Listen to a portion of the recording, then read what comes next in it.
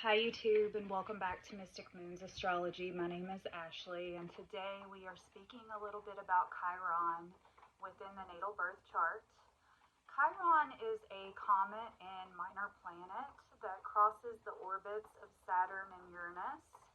It is named after the centaur Chiron in Greek mythology, designation 2060. According to Wikipedia, Chiron's noted as a healer, an astrologer, a respected oracle, revered as a teacher, tutor, or a mentor, the master of the healing arts. He could not heal himself. His symbol in astrology resembles a key or a monogram OK.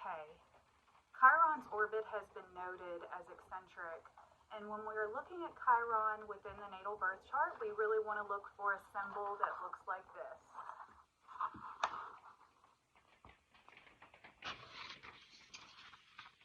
And we'll look for that symbol in what house it's in and what sign that it's in the natal birth chart.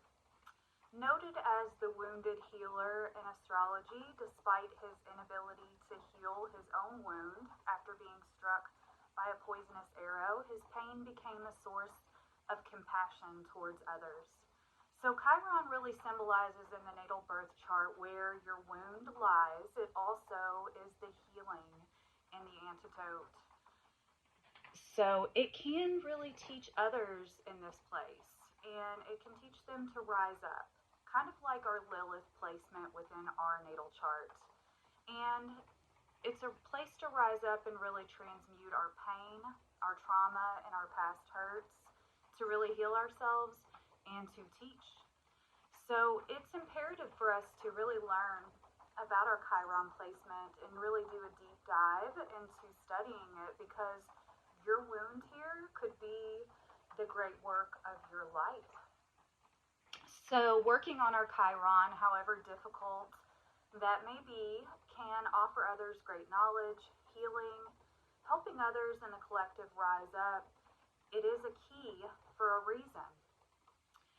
We may have to acknowledge that here we will be working our whole lives on healing this place.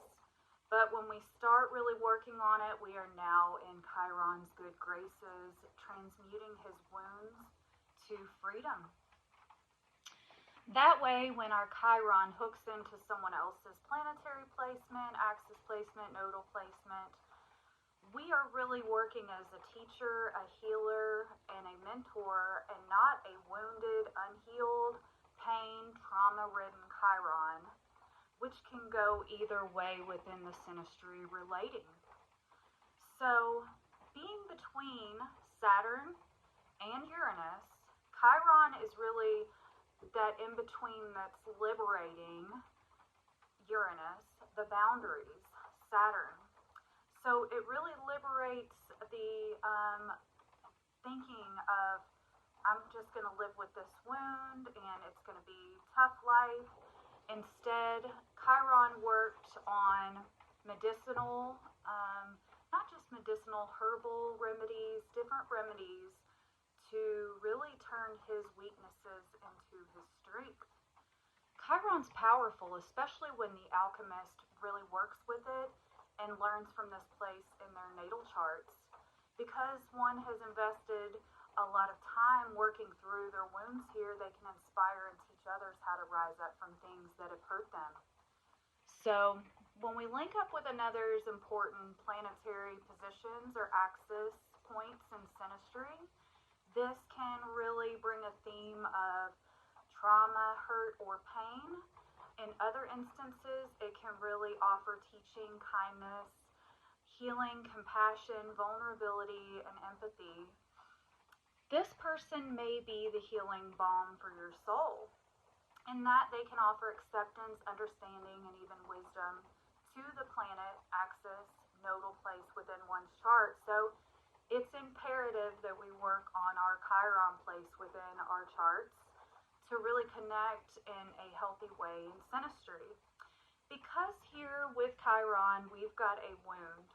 We've got something that has either hurt us in the past, early upbringing, conditioning in the family, ancestry, It can be a number of things, but what we want to do is we want to really kind of get to the bottom of that and work on that, healing that for ourselves. That way, when we hook into, say, someone's moon, for instance, we are able to, give them healing for their heart instead of coming to them from, I need you to help me type of energy. So, for instance, in synastry, if the Chiron person comes and sits with your moon in aspect, they can inflict pain on your heart and mind because moon really exposes and opens itself up to people that it's most comfortable with, right? And so, Chiron can hurt the moon if they haven't evolved and really worked on their own personal healing journey, and that's why it's imperative, because no matter what, our Chiron or vice versa, someone else's Chiron is going to link up in synastry, in opposition, in square, in conjunction, and so it depends on what it's linking into. It could be linking into the moon, like I said, and so this can dredge up a lot of stuff, and it can be tough because the moon can really feel compelled to help out the Chiron person because they can really look at Chiron and see the hurt, and they can think I can help them. It hurts to see them in pain, and they can really scapegoat or enable the Chiron person. So now in other instances, we can see Chiron actually get hurt or have a wound that won't heal from the moon. The moon can sweep into their life and bring all this emotional nurturing and open-hearted energy to the Chiron person, and it can actually, in some cases, let's say for the square, for example, we can have some friction here. We can have kind of a painful interaction with, knowing the Chiron person, knowing the moon's loving, kind heart, and knowing that moon can really heal the Chiron person. And if the moon steps away, it can be a great loss for the Chiron person, for example. So, but we can see it in both ways within synastry. We can see that the moon person can get hurt from the Chiron person, and the Chiron person can have a wound around the planetary axis nodal placement in synastry. So, let's talk a little bit about Rahu, because actually on my Rahu series, my North Node series, I did not post the synastry between Rahu and Chiron, and this is a very important linkage. So, when Rahu conjuncts someone's Chiron, this can be very powerful in synastry. The North Node or Chiron person or Rahu person can look up to Chiron as a knowledgeable teacher, a healer, wise, understanding friend on their path. Rahu can be very progressive to Chiron. Anytime that we have the nodal axis connecting to Chiron, we have someone's soul purpose in connection with another soul healing journey. So important soul ties and linkages have this Rahu North Node Chiron signature. So Rahu can be a very determined, goal-oriented place within one's natal chart, and Chiron can be working on their strengths, learning a lot from the life's mission of the North Node's path. Chiron can be hurt by Rahu if Rahu pulls away. Rahu can find that their efforts with Chiron or friendship has been in vain. Rahu, one of the most determined places within our natal birth chart, if they feel that Chiron's unhealed, wounded, hurt, Rahu can be upset that they wasted their valuable, strong energy to a simpering Chiron that brings them more hurt than pain.